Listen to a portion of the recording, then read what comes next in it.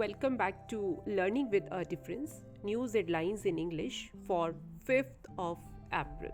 First of all, national news. 14 flights diverted, 6 delayed at Bengaluru airport after heavy rain. PM Modi called for integrated response to disasters. Lokpal disposed of 68% corruption complaints against public servants without any action. 41% increase in Kuwait UG applicants this year compared to 2022. PM Modi held talks with Bhutan King, focus on bilateral ties, issues of national interest.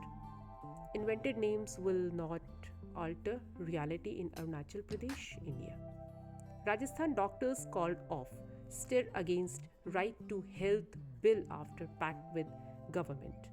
Now international news. As Finland became 31st NATO member, Russia warned of countermeasures. 6.2 magnitude earthquake hit eastern Philippines. Pakistani rupee fall to all-time low of 287.29 against US dollar. Unconstitutional Pak Supreme Court on poll body's decision on key polls. Australian banned TikTok on government devices over national security fears. Taiwan said it detected 5 Chinese planes, 4 naval ships near island. Now some sports news. IPL 2023 star all-rounder named Kane Williamson's replacement in Gujarat Titans. Rafael Nadal to miss French Open warm-up tournament in Monte Carlo. Ireland strike after making 214 in Bangladesh test. Plan to introduce home and away format in WPL from season 2. IPL chairman Arun Dhumal. Commonwealth Games champion Sanjita Chanu slapped with 4-year ban by NADA.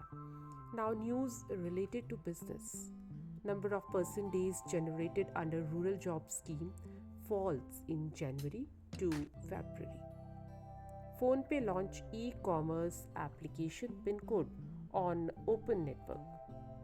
India's growth to slow to 6.4% in 2023-22 Asian Development Bank. Center cut windfall tax on crude oil to zero. Now news from science and technology. NASA Artemis second crew unveiled. First woman and black astronaut set to fly around moon in 2024. Researchers discovered a non-antibiotic method to cure drug-resistant infections. Massive 150-foot asteroid approaching Earth on April 6, NASA warned. And that's all in news. Thank you.